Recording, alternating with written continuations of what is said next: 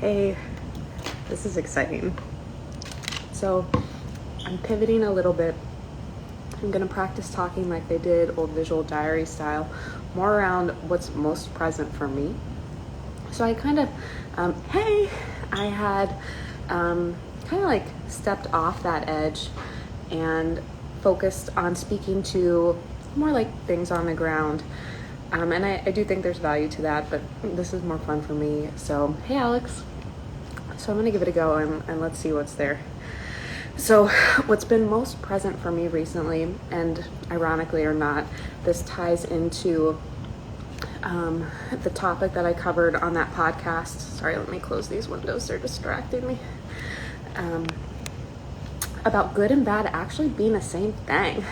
So I watched a production the other night. There is a theater company called Theater of War that does these phenomenal, deep, beautiful editions. I don't know.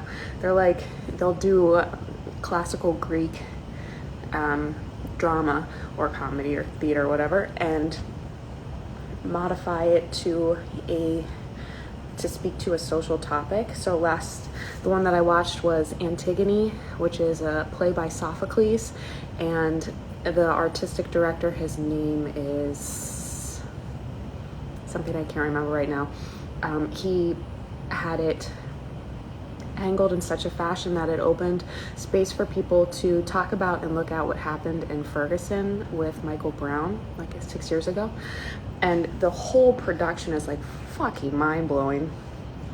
And then they have this panelist discussion, and in the panelist discussion afterwards, people from all over the world are watching this on Zoom, and they can kind of like say like, hey, I'll respond, I'll share my experience to the play. And so they talk about what the play brought up for them. And there was a woman, I forget which HBC,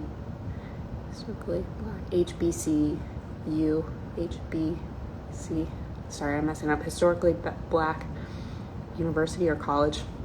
Can't remember what the acronym is. She talked about how she was having a hard time because she had been trained in like a conflict management. This is a black woman. She had been trained in conflict management in a way that was really about drawing both parties to like a center negotiating table, and where they shared their individual perspectives and really kind of sought understanding before all else, and said she was having really a hard time in the conversations around the Black Lives Matter movement, because obviously it's important to her, obviously she cares, but the way that she thinks is different than the way that some of the people in her community were going about it. And so she felt kind of at a loss because she felt like her voice wasn't being heard, which was like, hey, I think that the way to approach this is this direction, et cetera, et cetera. Anyhow, so, which I thought was such a brave thing to say, because regardless of who's saying what against what, like if there's a lot of people saying one thing and you're saying something different, like it's not easy. So I really honor her for that. But I do think it's something super interesting to consider, because right now the world is sort of polarized into these different camps, and we've got like the light workers who have their wands and their rocks, and I've got a pocket full of rocks right now. Love you, man. And then you've got like the perpetrators and the people who have done these horrific things to humans and the environment, and just sort of like really thoughtless, non-sustainable behavior that's harmful and hurtful and really tragic and traumatic. So you've got these two camps, and what is crazy is if they stay in conflict, they'll only keep getting bigger. You see what I'm saying here? So like when you push against resistance, you get stronger, and then more resistance. And so there's just like push. And so from where I sit with what I've studied, what I've seen, what I've experienced, what I receive, it seems like the conversation really, to best serve humanity as a whole, would be about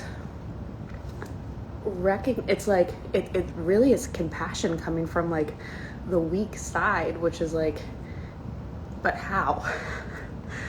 but how? Like, especially if there's still so much like poisonous thinking or behavior, and really when I'm saying that, I don't want to assign good or bad meanings. I'm just saying like this is like a catabolic force or anabolic, and this is or catabolic, and this is anabolic. One is building up and one is tearing down, and they both seem to be essential to growth, but are they? And it really, if we look at this metaphysically, if we look at this kind of like from a detached way, and I've walked through trauma myself, so like you want to talk like pain and abuse, like been there, done that. So I'm not saying this from like a, oh, that must suck standpoint. Like I can't fathom, I know the limits of my fathoming. I really can't imagine what it's been like to be some of these people who've had such terrible things impacted on them acutely, but also chronically. Like what a fuck up, like what a thing. So I'm never saying anything that diminishes the profound feeling that would be inspired by or born from that experience. So like first thing first is like always honor what's present, and there is so much pain to really honor and heal. There's so much sadness, so much loss, there's so much grief. Imagine like your life being taken from you simply from the perspective that you're no longer able to be or feel or express this way. So like your life exists, you're still like walking on earth, but your freedom is gone. So I'm definitely like never ever saying at the expense of any of the things that have been experienced or felt, but I'm saying to really collapse the system that allowed for something like that to really take hold and grow in that way. It seems like there has to be another way where it can't be this way. It's really got to be this way. What is it that we can all look towards to build? What would success look like? And I think this is, even at like a political structure, this is so interesting. At like an economic structure, there are all of these different like, let's say like super highways of resources that exist, and the resource could just be access to experience, it could be access to education, it could be safety, it could be no noise pollution, anything that kind of like supports forward motion. There are all these different systems that kind of like funnel resources, and some of them are organized and are called like the monetary system, and some of them aren't, and they're just kind of like underground. But it's like those shape behavior, and then it's like how can we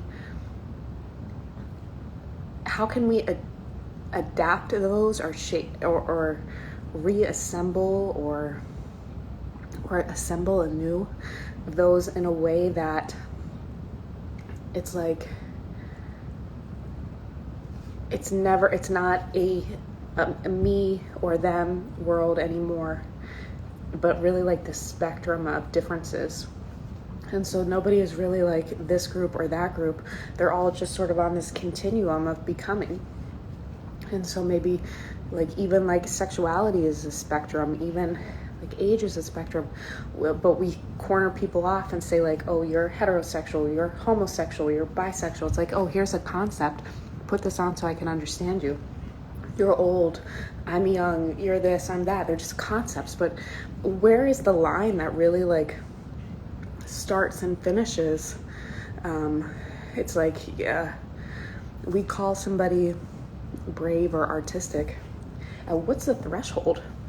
So there's like these different thresholds that are kind of arbitrary, but kind of fluid, and like, yeah, they mean something. Like you could look at somebody and say like, well, it says here age is 70, and so you're old. But maybe you also have somebody in front of you whose age is 30, and you say, okay, well, you must be young. But when you look up, their relative life experience is such that actually, if you didn't know what old was, you wouldn't, or if you didn't know what age old was applied, you wouldn't call that man old. And similarly, perhaps you wouldn't call that person young. And so we've got these concepts, these ideas that we break life apart and put them in such a way that like it basically is like taking something that's out in the open, and then you cover it up and you put it in a black box. And so maybe your like box says good guys, maybe your box says beautiful, and so you kind of close, or maybe the box is let's say like Chinese people. Maybe the box is people who went to college. So you sort of have these concepts, these boxes in your head. And when the box is closed, and we do that because that's how we've been, it's just a habit. It's just the way, the behavior that's been modeled to us. So that's the behavior that we pick up and do, but it's not something in and of itself. Hitting my words per minute limit. Burn out. So we get these concepts, and when we're interacting with reality, we forget that reality is separate from the concept. Rather, the concept is separate from reality. And so we might be working with all these different concepts in our head, but they're not reality. And this is so fucking apparent when it comes to like when things are polarized on the news. It's like, or let's say war. So I have a friend who was a counterintelligence officer in Iraq and several other places, like many years ago, and it's crazy. Like the training that you get is like, hey, like them, but up close, people are people. You know, they're just people. It's like, oh fuck, like. You could be my neighbor. If this was like, it's so crazy, but these concepts exist in our head. And then when we start to make decisions and plans around the concepts, it's actually at the expense of what we can really like. It's sort of like, it's like, here's this beautiful song that's playing and there's this dance that's happening and everybody's moving with the music. So then you kind of get the music, you get the track, and then you start to play. Every time you play the track, it changes a little. And then depending on your mood, it changes more. And then the other tracks you have, they start to play too. And so now you have this version of that song, that dance in your head that is not the one there. But when you are thinking about how to interact with that one, you're thinking about it from this one. And so you get all of these ideas and you start to talk about them. And so then they seem realer. It's more real. It's like, yeah, well, oh, this is this. And so you forget that this isn't this. They're different. And so when we conceptualize and then we pass things through the media or anything we read or even share person to person, it's these concepts. We're just passing around concepts. They're not the thing. They're my personal experience of the thing. We go to, let's say we go to a water park. We each have our own experience of the water park. If I wrote an article about my day and you wrote an article about your day and that was the whole prompt, not only would what stood out to us at the water park most likely be different, but the way that we chose to respond to that. I might speak exclusively about what my internal experience was because that's where I spend the most time. You might speak about what the landscape is like because you've got a landscape business and you can appreciate the fuck out of some flowers, you know what I mean? And so there's this one thing that we both went to, but we both talk about it completely different. And then other people will pick up these and they'll read them and they'll have the same, like two people now pick up my article and they both read it. And then they're asked to write articles about my article.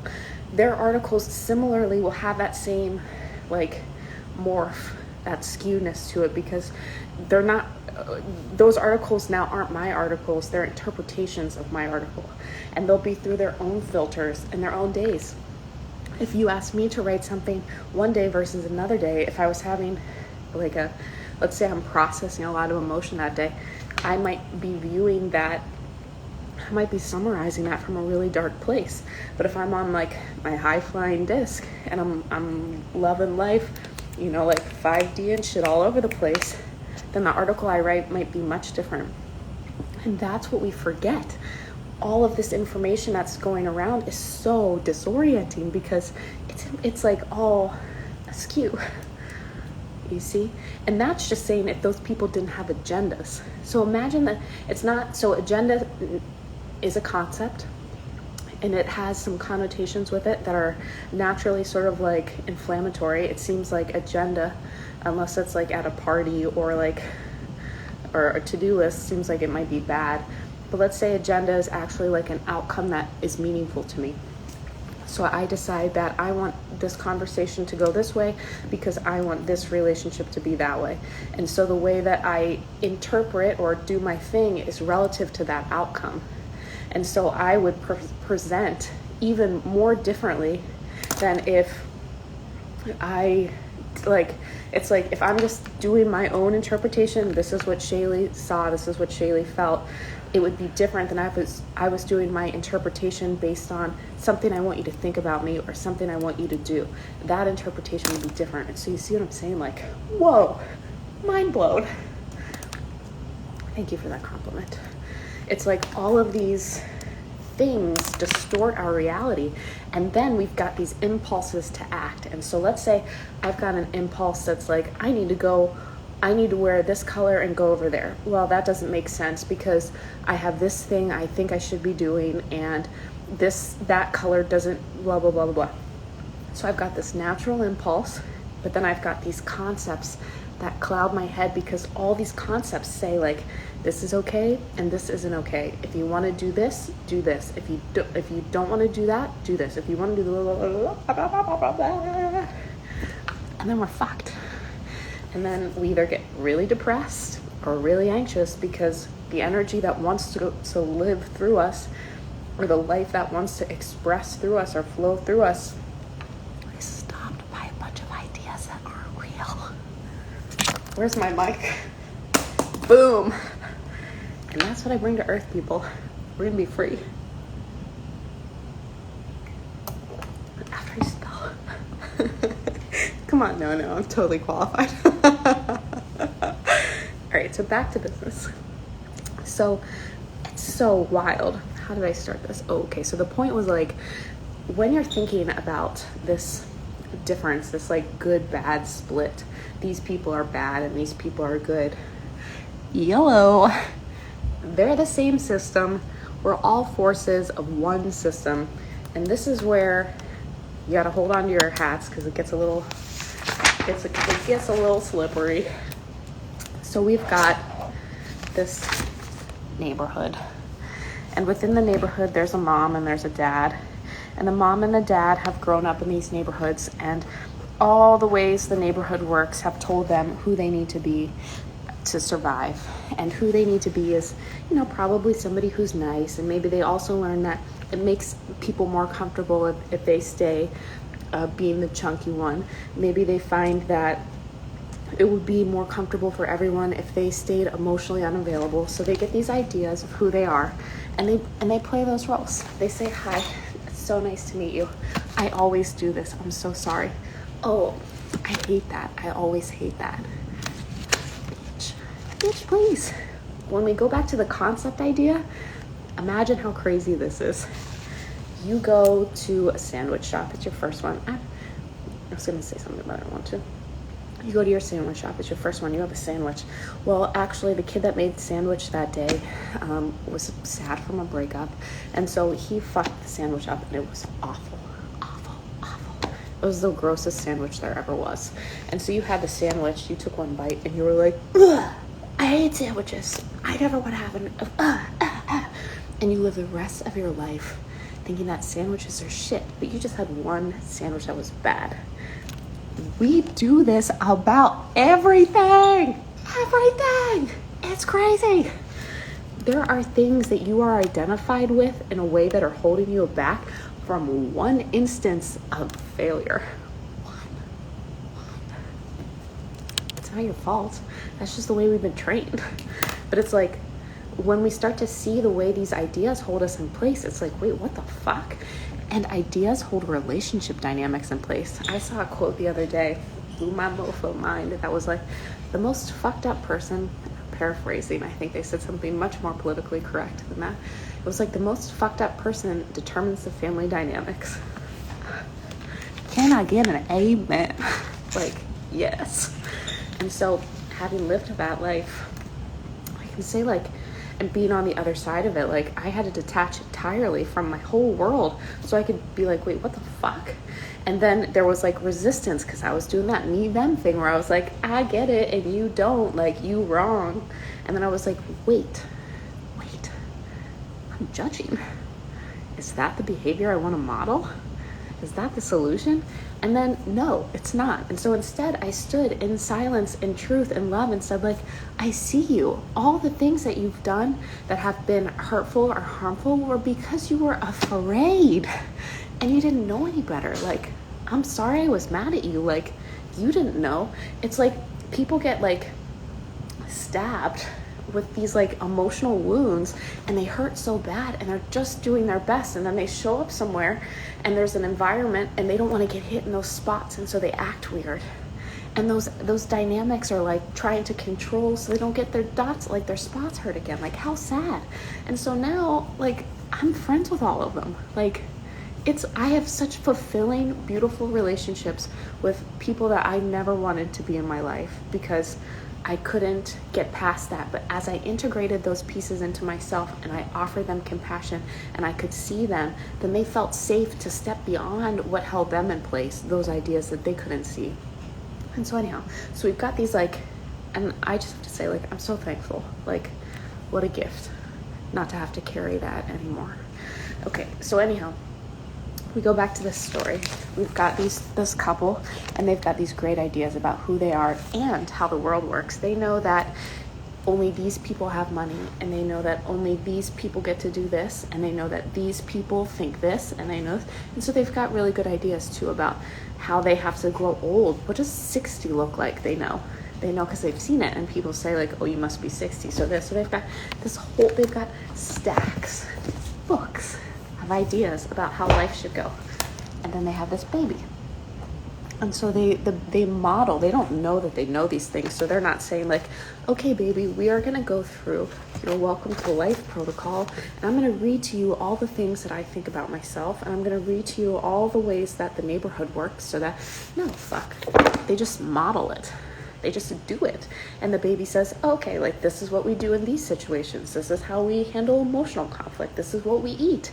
This is what's normal. When this happens, we say this. On these holidays, we do this. And so they have these ideas. And then as they move through life, different things happen to them. And kind of like that stab idea, which is pretty graphic. I don't know why I started there, but the stab idea where they get stabbed and it hurts. And so then they learn, no, we don't go there. We don't do that. And so they have all of these forces that affect them at a psychological level that help them see or not see who they need to be to survive. And so they become this person. And let's say this baby, because of all of these forces, ends up like actually, and this is like maybe they become a thief. Maybe all of these things that happened, and now they steal things from other people. And then they're punished. This person, when they are a result of this system, do you see?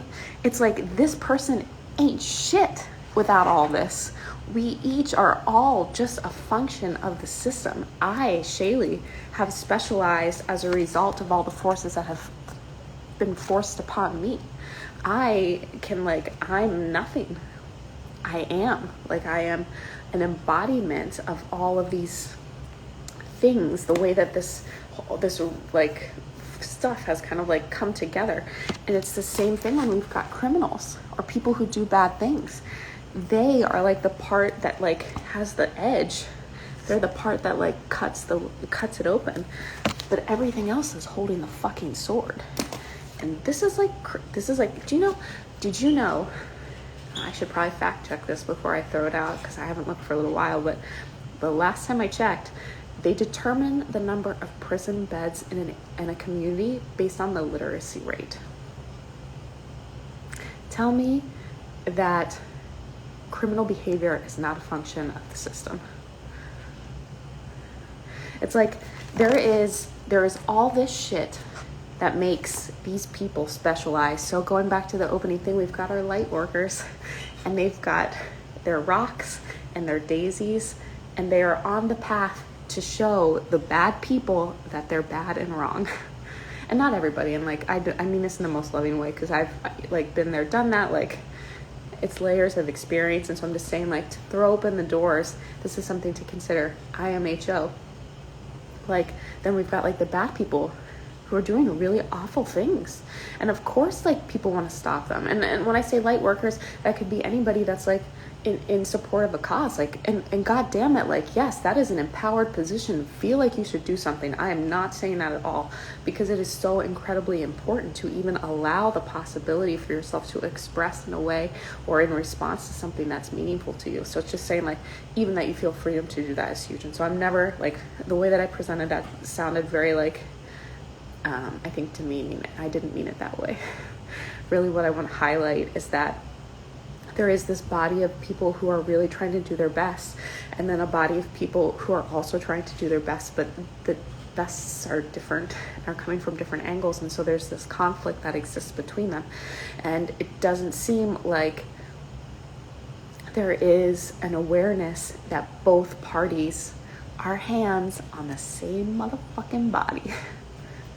See? One body, two hands.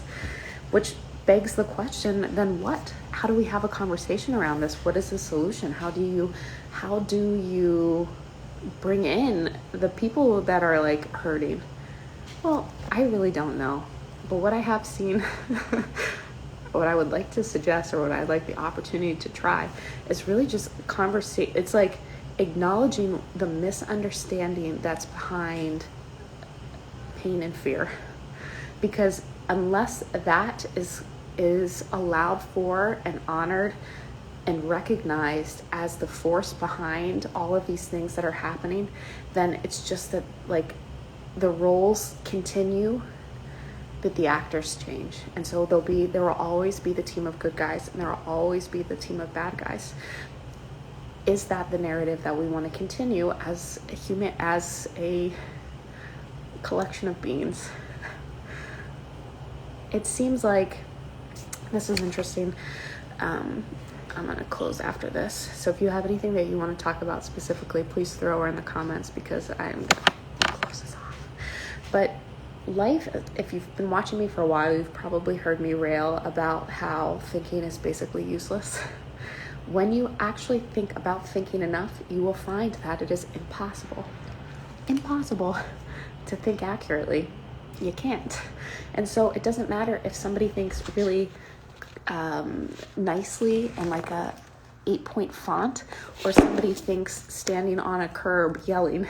It's like, this one seems more refined and accurate than that one, and it's possible that this perspective considers more things and so feels truer, but it's like, this is limited. You cannot. So number one recommendation to anybody who is feeling any type of way that isn't glorious, think about thinking.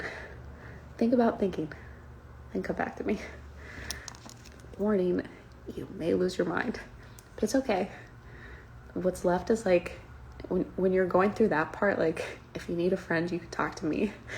But on the other side of it, it's like this freedom that I'm talking about. It kind of wipes clear all of these ideas about who you have to be and how things are, and just opens up this space for you to make a decision in the moment based on what feels good, without having to check your registry of like, well, it's essential that when this happens, we behave in this way, and I should never say something like this as a woman, and oh my God, do I look skinny enough? Like, it's like, if you didn't have to think about all the things that are important, like, and you were just making a decision based on what was present in the moment, do you know what a good job you would do? Do you? It's because you're taking in all of this information real time, and without being afraid to see it for what it is. It's like, well, first, afraid is more of a function of like, do you feel empowered to act on what you find? And if the answer is no, then it's possible that you don't take in information for that very reason. Not that you can't, not that you don't want to, but just that you haven't been conditioned in a way that you believe that you can change your external world. So it's like, kind of, if like this loud sound is playing all the time, and if I can't do anything about it, I can be upset. I can keep being upset there's a loud sound, or I can just learn how to tune it out. And a lot of us who have been through trauma or abusive situations learn how to tune it out in a way, like desensitize. So there is So that might be one reason that a person is like very much in their mind instead of the moment. And that's okay. Like, let that be okay. Start with letting it be okay, because it is.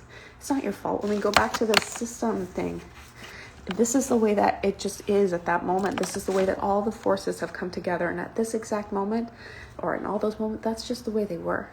There wasn't it couldn't be any other way. All of these different things, all these different ways, like, it couldn't have been any other way.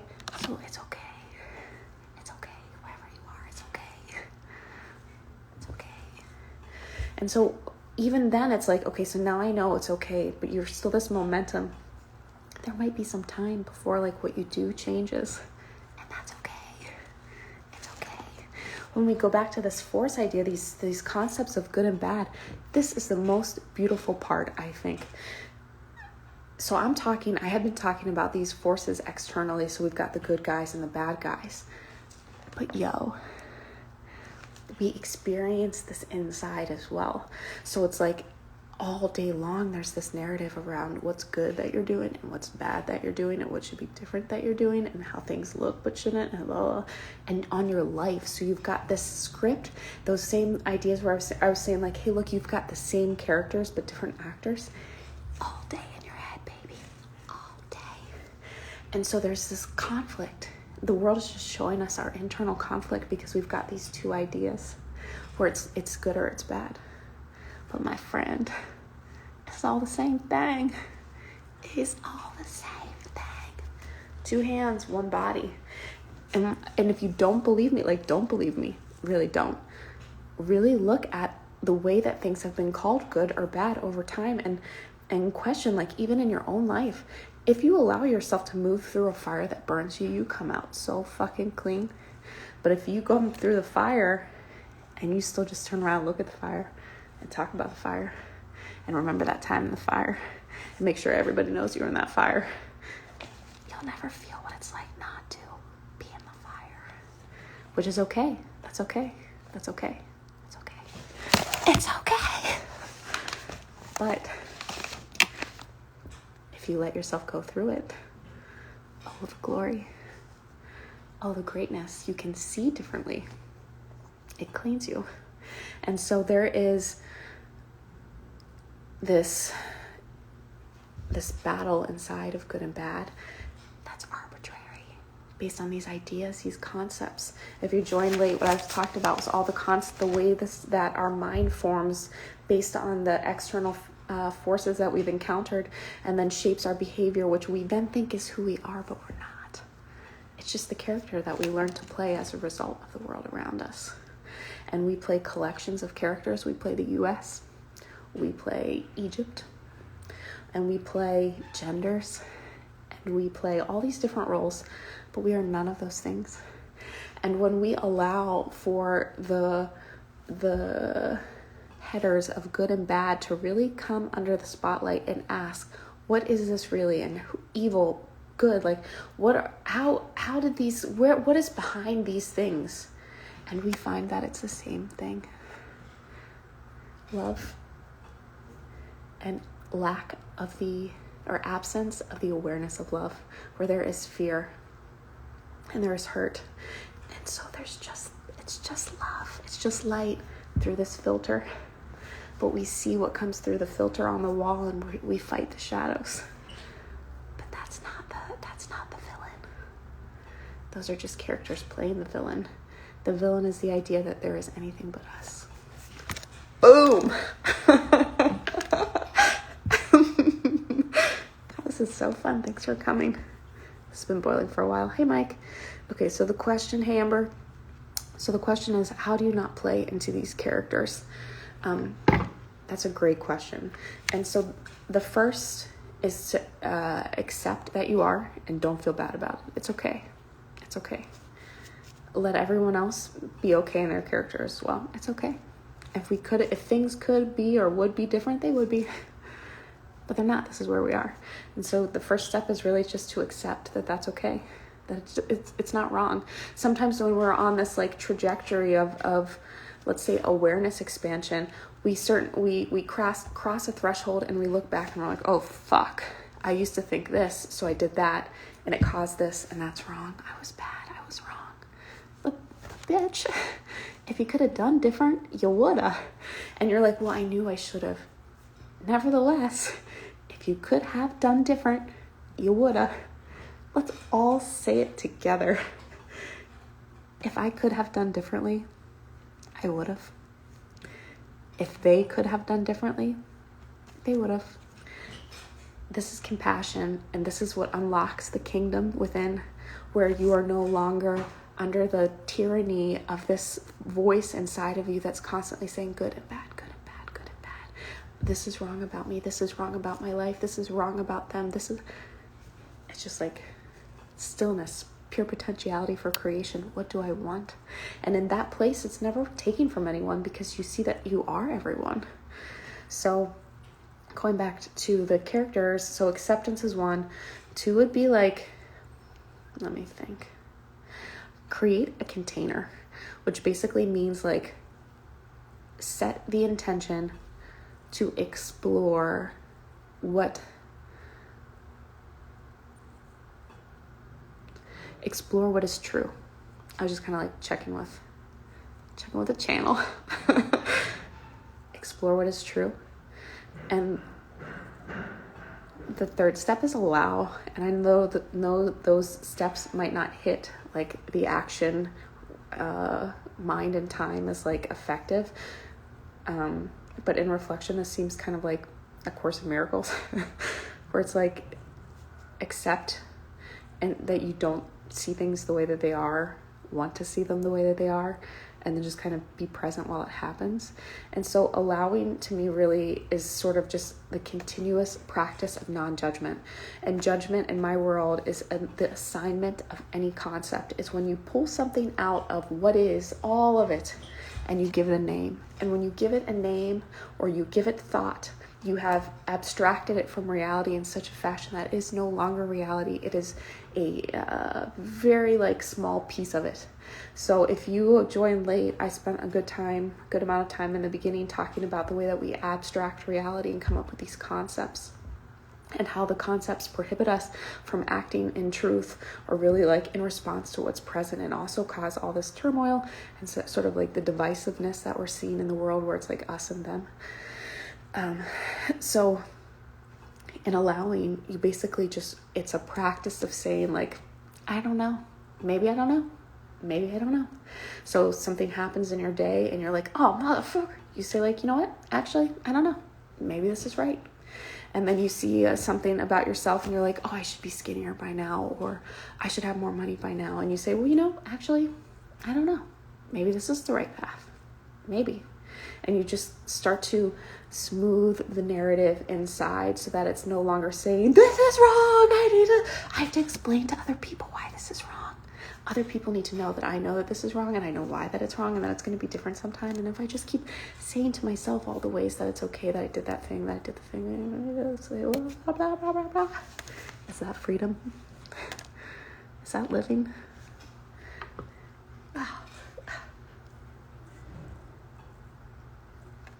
Okay, so that's all. I'm gonna close it there. I really appreciate you guys joining me for this conversation. It is, I know, a little bit more abstract, and I'm super pumped. So I'm handling or driving through it at like breakneck speeds.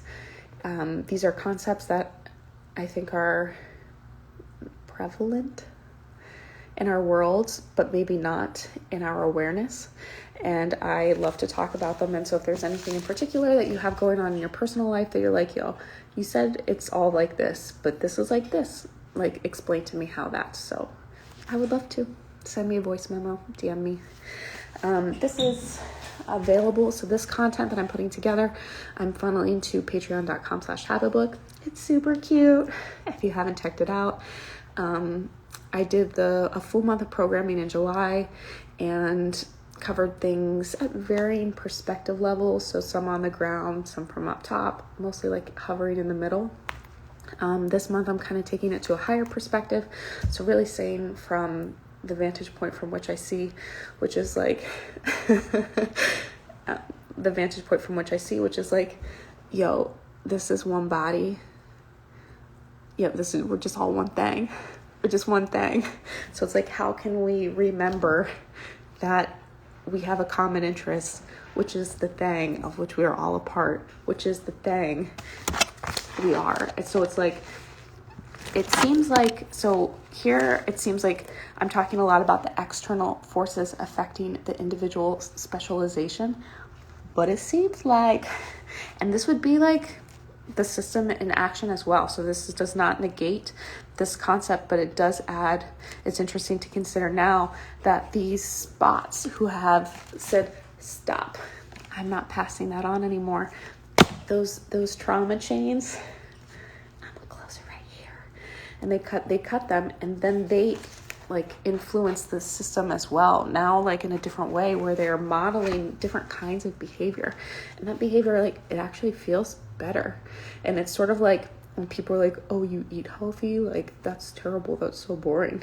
It's like, yeah, except that if you haven't ate healthy consistently for a period of time, you don't know that actually the other way sucks. So it's not so hard to say no to feeling like shit. But again, like, so that's a very 3D example. I have a different understanding of the way that food impacts our physiology, and it's more that how we feel and think about what we're eating. But let's say you're just riding collective momentum that says these things are like this. Hey girl, saying you're just riding collective momentum that says these things are like this, then, oh, I got distracted. Where was I going?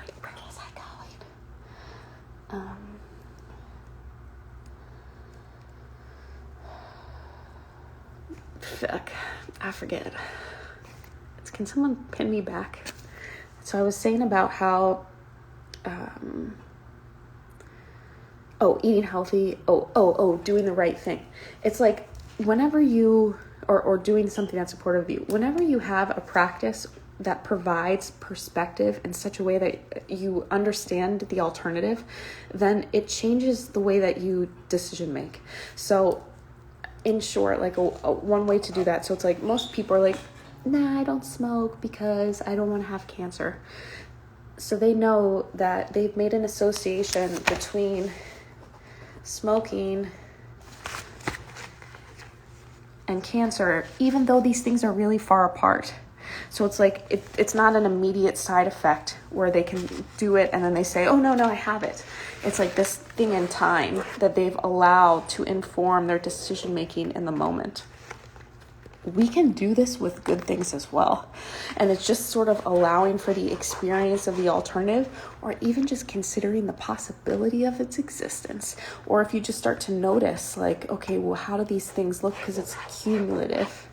It's like what we do chronically is really like makes a difference. It's not like the acute like slides into third. It's like showing up every day and like throwing 300 balls. You know what I mean? I don't know why I threw a baseball example in there. I did go to a batting cage the other day. So my point is just that whenever we look at allowing for ourselves to live in our integrity and our truth, when that has not been the practice before, it seems like a terrible way to live. Like, oh, I have to do the right, like really have to be like awake at the wheel. That's going to be so dull, so dreary. But damn, the freedom that you feel when you don't have all of this guilt and shame. And that's not a result of not doing things that would previously had caused you to think guilt or shameful thoughts, because you still fuck up, because you're still human. And you don't know everything, and every edge is new. Every step you take is new, and so you don't know. Of course there's learning. You're on the edge. And so, of course, but your relationship to it changes in such a way that you don't carry the burden of that. And that's the experience that I'm talking about, where it's like, unless you have been in a place, and so when you're in that place, it's easier to do things that align with what you identify as best for you, because you're not like, there's not squiggling away from stuff that hurts, or you're not making decisions relative to no, you're making decisions relative to a yes. And I'm sure that I haven't packaged that in a way that makes sense. Let me try one more time. So the point is that I was highlighting the experience that's available whenever you allow yourself to kind of like move towards living in integrity and alignment, which seems like, but for what? Like, not even, puritanical maybe. I think I was in avoidance of it because it's like, well, then I can't really be Shaylee, because Shaylee is like, she messes this up, and Shaylee sometimes doesn't want to do that, and oops, like I forgot to call them back. Like, it's not perfection at all. You don't show up as like an avatar that only presses the button that's perfect. You don't just keep pressing. You press all the buttons. You press them all. What changes is really your relationship to it, where you're not judging yourself anymore, and that it frees you to make better decisions because you're taking in more information and because you're not doing it in fear. So that's what I'm saying, where it's like, it's a different experience, and it's not one you can really understand until you've had it. And it's not good or preferential. It's just different. It feels different. And when I think I've probably presented it in a way that's like, oh, this is preferential. And to me, it occurs that way. But it's not preferential in a way that I have to select this or I'm wrong. It's more like, oh, I kind of like this. This feels right to me. Oh, I'm noticing this pattern of behavior. It sort of falls under this. So it's not necessarily like setting out and saying like, I'm only going to do things that align with this. It's more like you show up at your moment. You make your decision in the moment, not relative to anything you think or know. None of your books none of your guides about life or self. You show up to your moment and you make the best decision you can.